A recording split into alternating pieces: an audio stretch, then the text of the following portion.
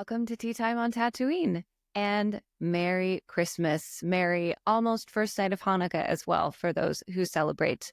So much fun that we're getting Skeleton Crew as a Christmas gift, and we're going to get it right before the new year as well. So thank you for spending a little bit of your holiday with me. I am dressed festively, but unfortunately this makes too much noise, so it's gotta go. So let's just get into it. This episode opens with Numa, Neil's mom, visiting Wendell, Wim's dad, at his place of work and urging him to steal a barrier access code so that they can send a message off-world in order to help their kids. He makes an attempt. He's not very smooth about it. He has a very funny interaction with a droid trying to get away with it. It does not work. Luckily, his boss, his direct supervisor, seems to be Fern's mom.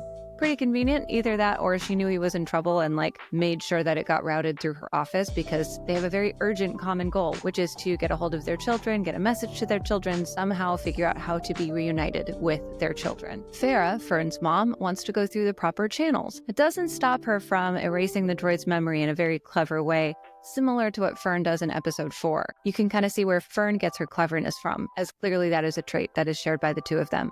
But yeah, she wants to go through the proper channels, talk to the supervisor. They all seem to know that the supervisor is unlikely to act. So by the end of the interaction, she seems on board with whatever plan Wendell wants to come up with in order to reunite with their children.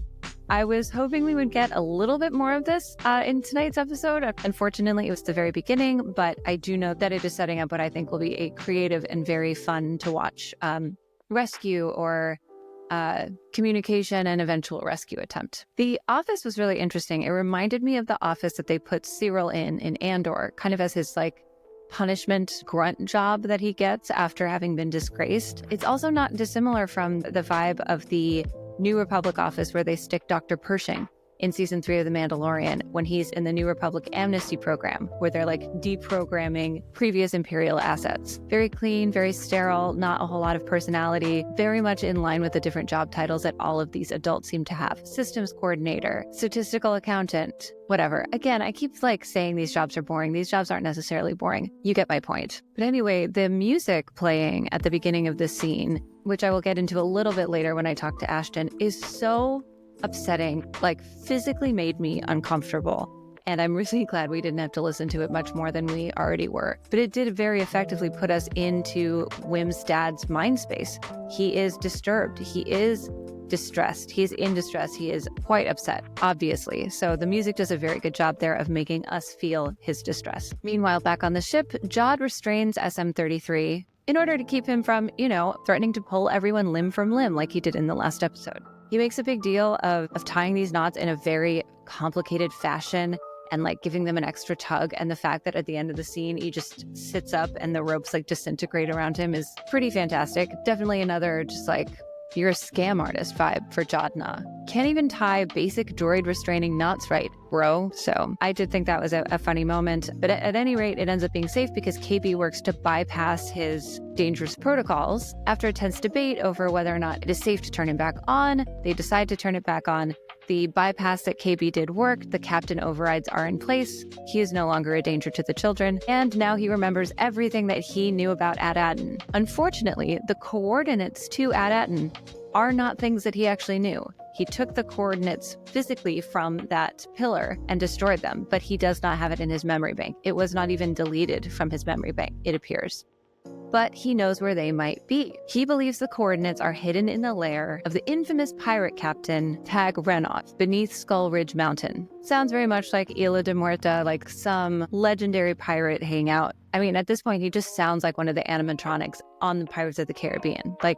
They're both Disney properties. Just stick SM-33 on that ride and he would fit in no problem. We also find out something that we, the audience, already knew, but the characters in the show did not know, is that the ship is called the Onyx Cinder, which I guess is somewhat infamous in pirate circles. Not that the kids care, because Jodna is telling the story and it's getting very dramatic, and Fern is just don't care, we gotta go, get the coordinates, stop telling your story, I don't give a shit. I'm really feeling her attitude right now. I do also like the little humorous moments we get of the kids maybe not getting everything, things are going a little over their head, what's a concubine? At any rate, the group decides to set off.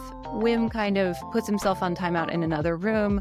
Jodna ends up following him, where he finds him crying, holding his Star Wars version of an iPad. The look on Jod's face when he sees him crying is just like he smells something bad. Like if you're not used to babies and you're holding a baby and it like spits up on you, that was the kind of face he made. He was so repulsed and disgusted and like just ready to, okay, gotta go. He has enough humanity in him to at least like attempt some form of conversation. They have a bit of a back and forth. Once Wim says that he won't see his mom again, that gets him to soften up enough to actually come sit next to him and talk to him and try to make him feel better. He does talk about some Jedi attachment stuff, making me believe even more so that he did come up through the Jedi Temple and was like an old Padawan at the time of the Purge. But instead of presenting it in a way that might actually be appealing to Wim, like explaining that this is the Jedi doctrine, he just kind of makes it sound like, nah, man, forget about your family and your friends. Just forget about them. It's what I did. Look at me. Don't you want to turn out like me? Great pitch, Jod. Then he says, your focus determines your reality, which is a direct quote from The Phantom Menace, spoken by Qui-Gon Jinn to Anakin, I believe right before the pod race starts, which is just such a throwaway moment, but it comes back to Anakin so many times where he's just focusing on the wrong thing. And because he's focusing on the negative becomes the reality. That is, I need to be careful when I start talking about Anakin because I can just kind of keep going forever, and that's not what we're talking about right now. But I do think it is helpful advice for Wim right now. He's hurting. He's overwhelmed. He's kind of approaching what seems like a breaking point. He's also tired and scared, all of these different things. But if he can focus on the positive, focus on something more constructive, then that would determine his reality. He'll be in better shape than if he continues to wallow in the way that his attachments make him feel. Do I think he should get rid of his attachments?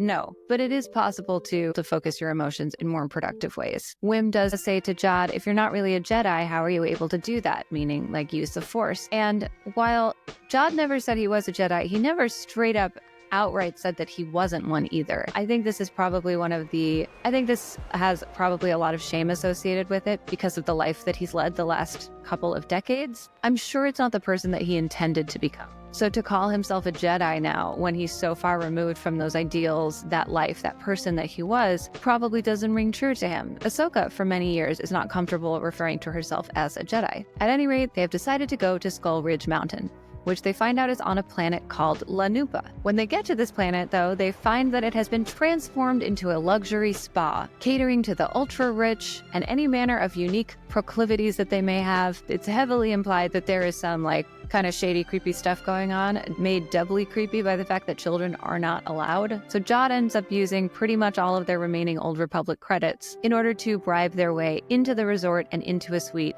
no questions asked. It's not quite so clean, though, because in the lobby, he runs into an old associate of his, a woman named Pocket. When I looked it up initially, there wasn't a ton of information on her, other than just that was her name. She was played by Kelly MacDonald, who is fantastic. But I am wondering, I think she might be an Umbaran, just with the white skin, the coloring, based on the way she looks, and then how Orla Jareni, one of the characters from the High Republic, looks, and the way that she's written and depicted in book and comic book artwork. They could be the same species, not entirely sure. I am looking forward to her Wikipedia page, and I can confirm that piece of information, or perhaps I'm completely wrong. They land, the spot is beautiful, there are mud baths everywhere. I immediately am thinking, okay, this is my favorite planet in Star Wars now. This is where I want to live. This is where I want a vacation. And then they explain that there's heightened security because the banking clan is there.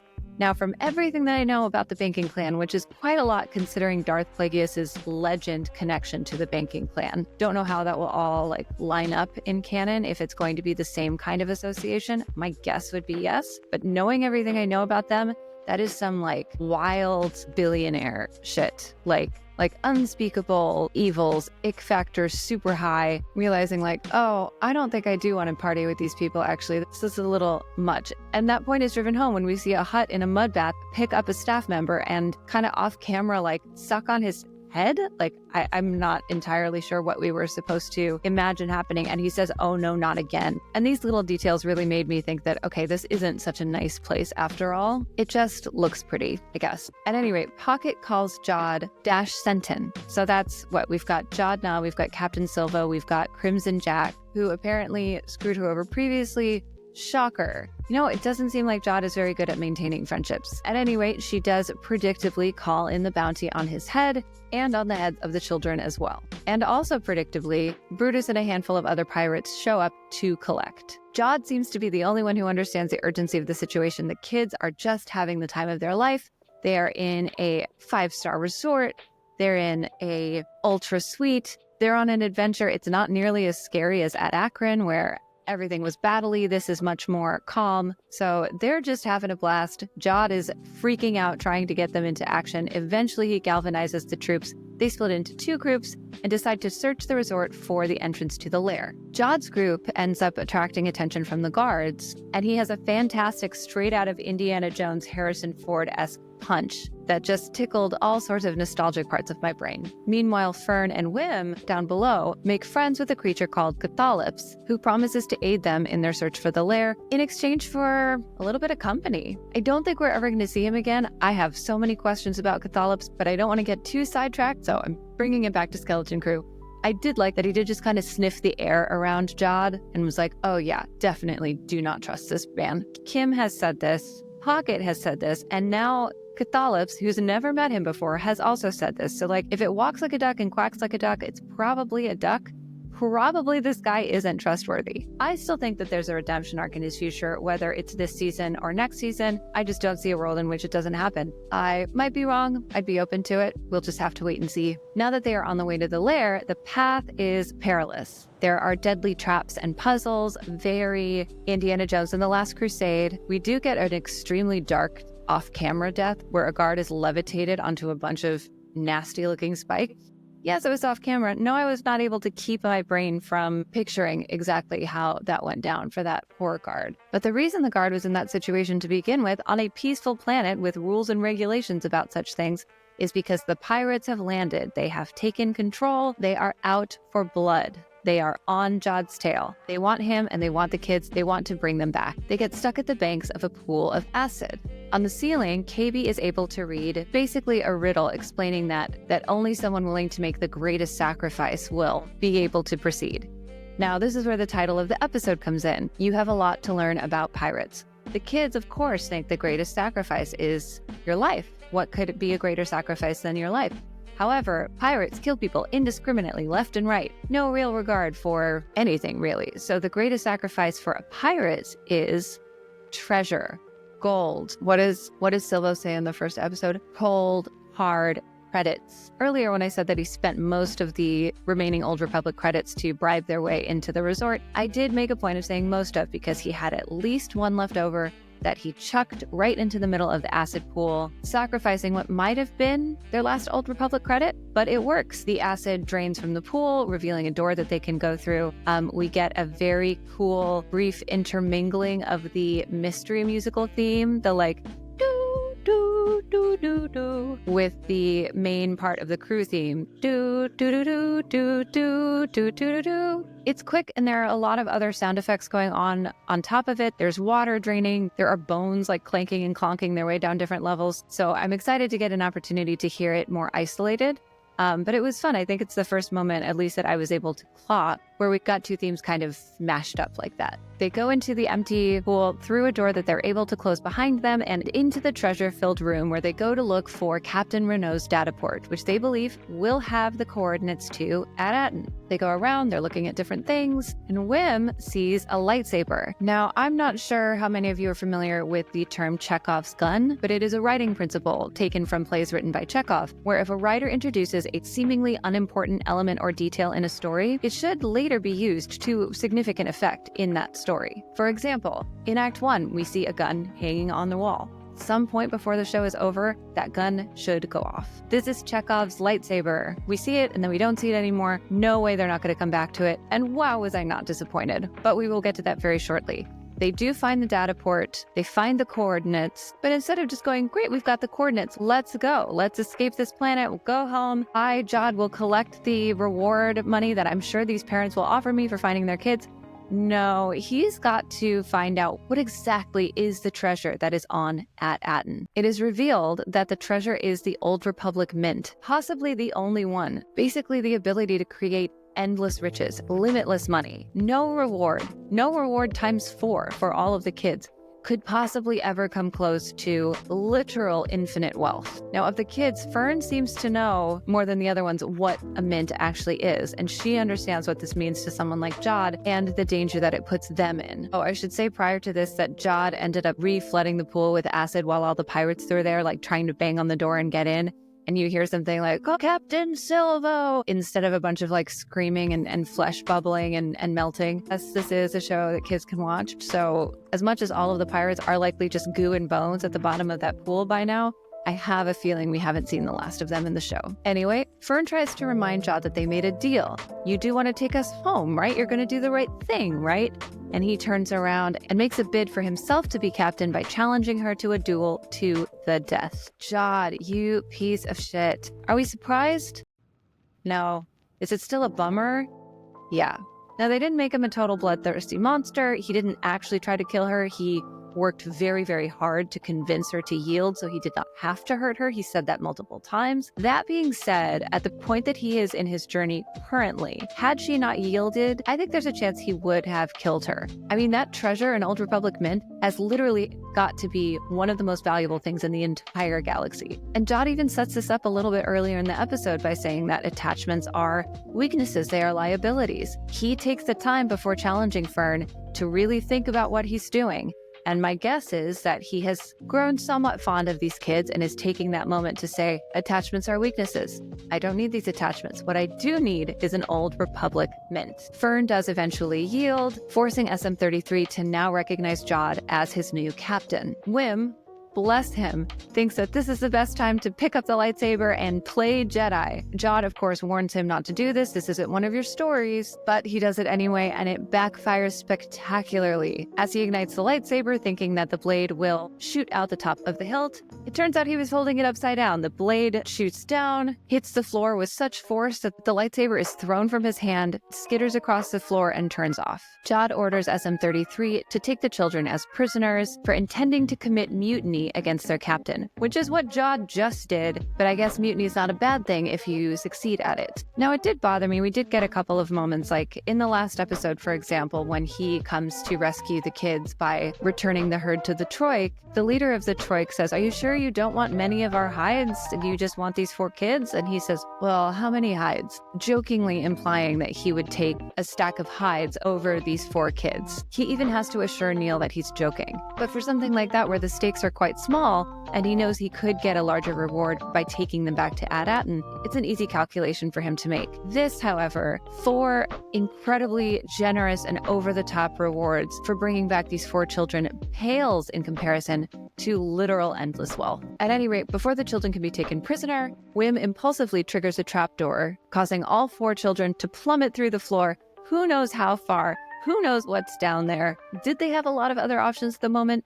No, they did not. However, there are a few key questions that Wim should have asked before plunging them all into an unknown future. Like I said, this kid has impulse control issues. Did he possibly save their asses right now? Yes. Are they going to be okay? Yes. Can you imagine episode 6? Credits come up, all 4 children are dead, having fallen from an outrageous height? Absolutely not. Of course they're going to be fine. But that's not quite the end. We see Jod using the Force to grab the lightsaber himself, hearing some very ominous music, getting some very angry Jude Law face going on, and just as he's about to turn it on, the credit screen rolls, so all we get is hearing it ignite. We don't actually get to see it.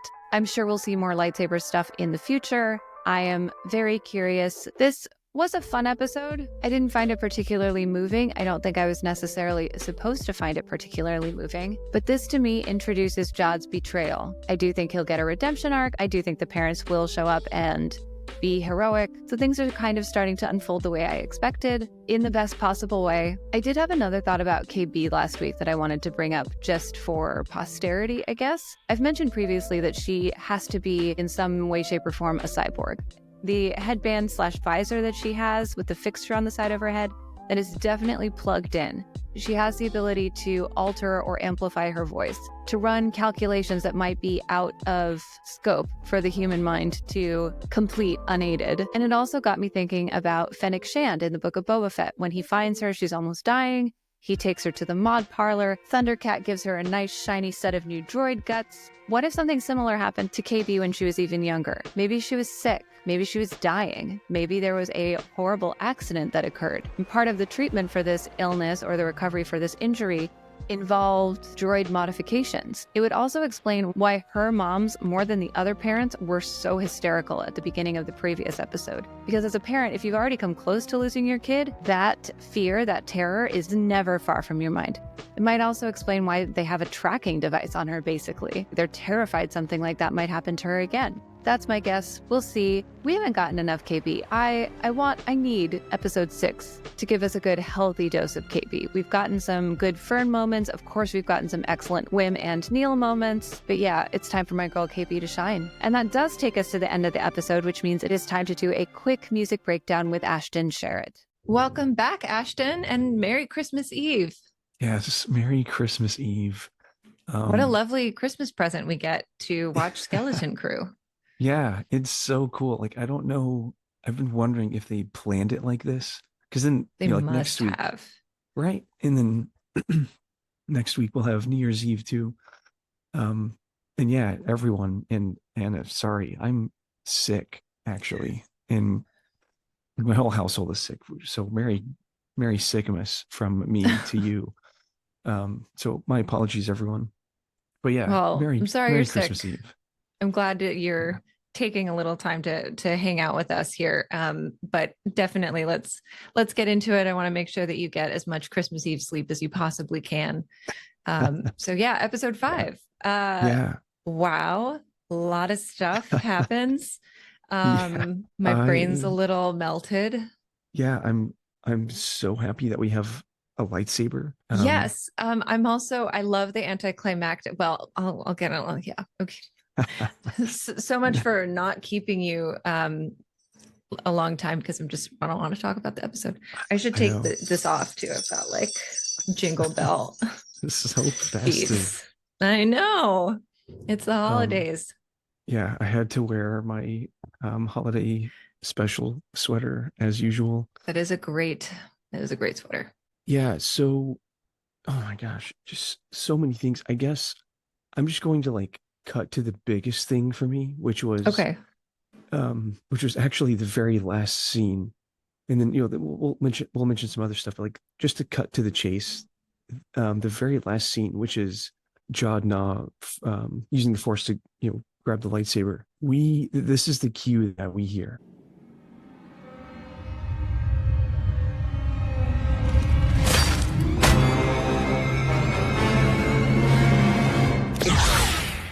So first of all, that ignition sound is so dope. I love it. Yeah. But yeah, it sounds like a lightsaber that hasn't been used in a long time. Yeah. Like some pent up energy or something. Okay, so this cue is like really quite dark. Like it's like those strings that are playing, like this whole thing. Like that is some like horror film like sounds, So yeah, that, and then what we get in the like trombones is we hear this. That's what we hear in the trombones. So I'll play that really quick.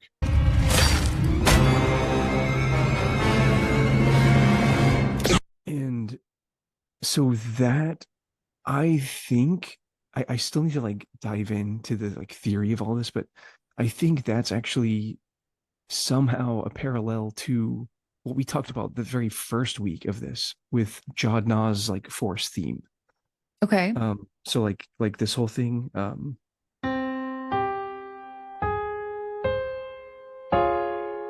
right? Like where he lands there. Yeah.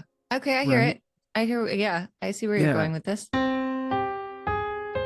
Like that whole shape, we are getting that kind of right here. It's like it's different harmonically and like theory wise, but it's just close. It has some similarities, so it's an ascending line, and it has like like half steps in there and stuff. I don't know, it's like, whoa, is this perhaps like what I'm kind of thinking, especially with like the creepy strings in front of this. I'm like, oh my goodness, like is this Jodna's actual theme, possibly kind of like Kylo has a theme, right? And like the pretty one that we get is like the facade, right? Like in the first episode or the second episode. Yeah, And like, maybe.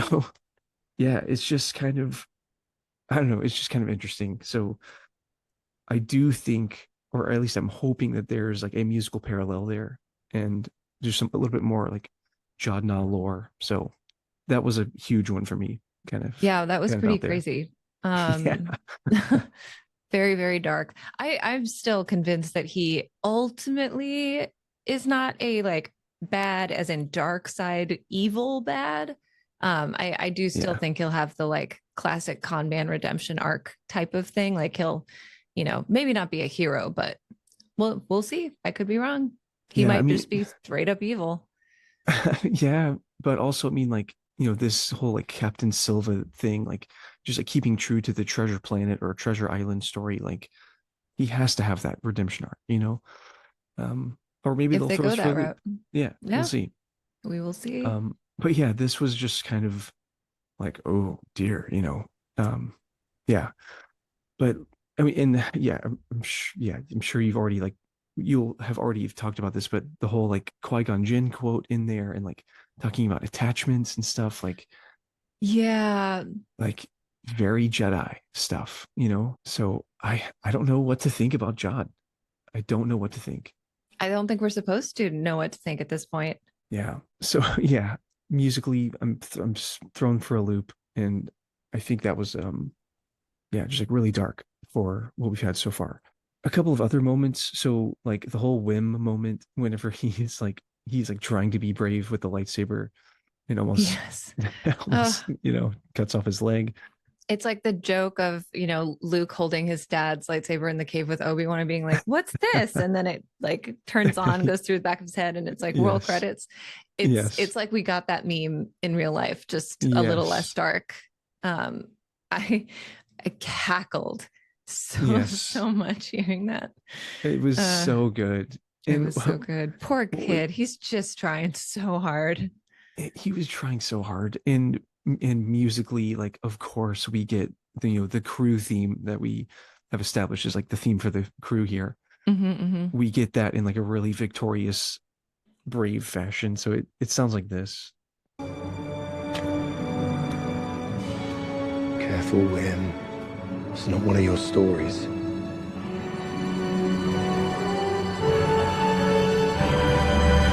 Right. So like really just over the top, right? Just it's just yeah. Schmaltzy. Yeah. Schmaltzy, yeah, perfect word for that. Yeah, just schmaltzy. Like it was never going to work, right?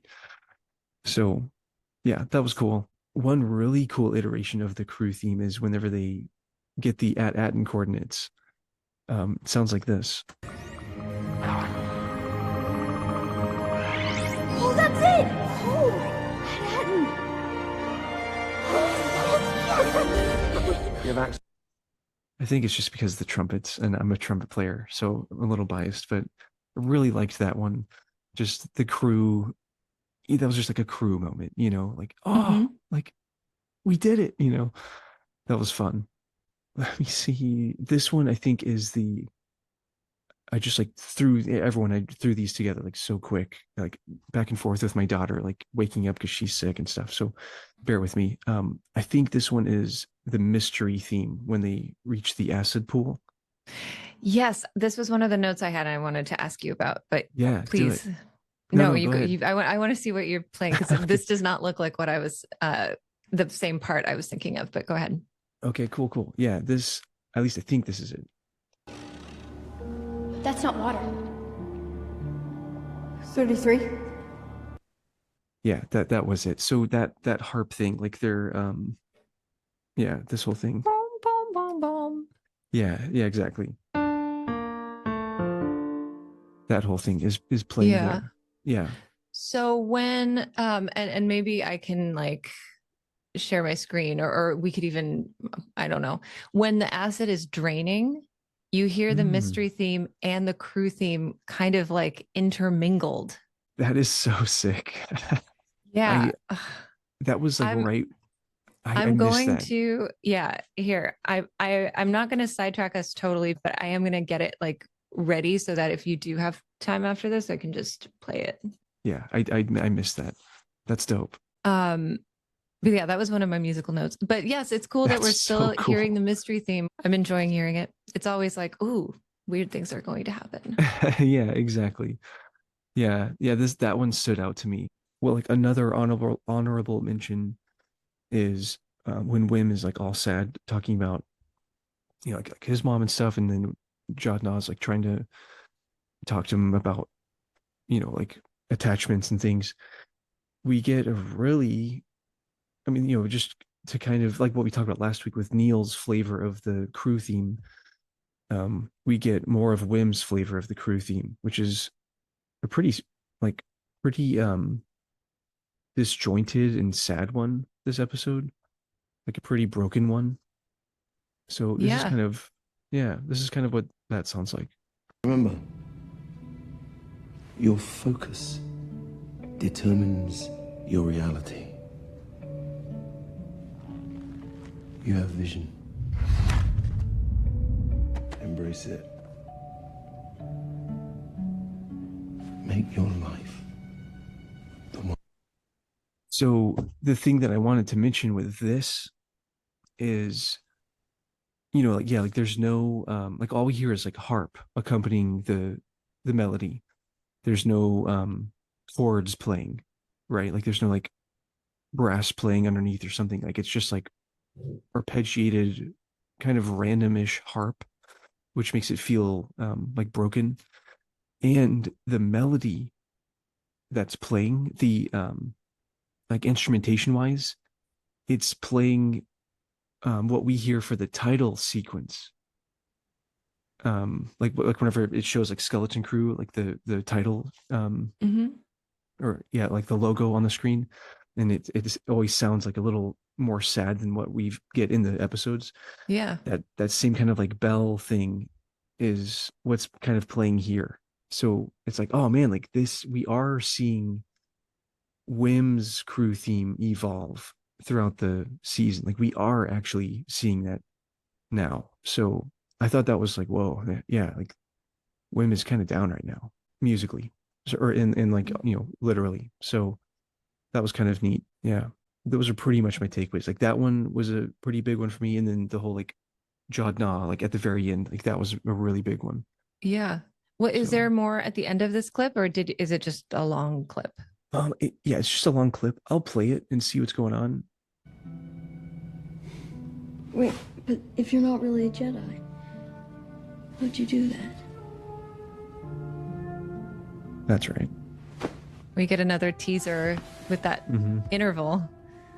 Yeah.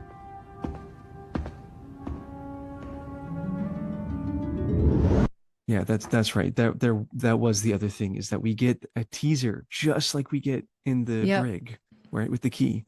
But it doesn't pay off this time. No, it's very dissonant, very mysterious and dissonant.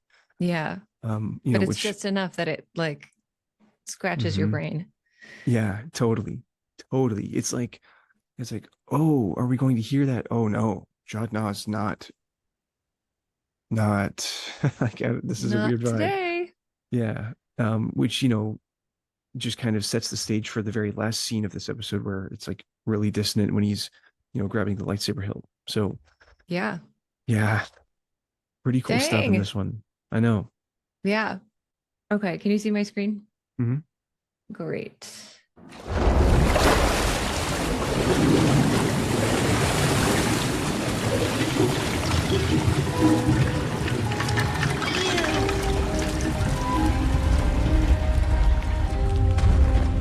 Follow me. Yeah, we get the mystery theme, and then there's a do do do do do. Yeah. Yeah, that's cool. Yeah. That's cool. Nice catch.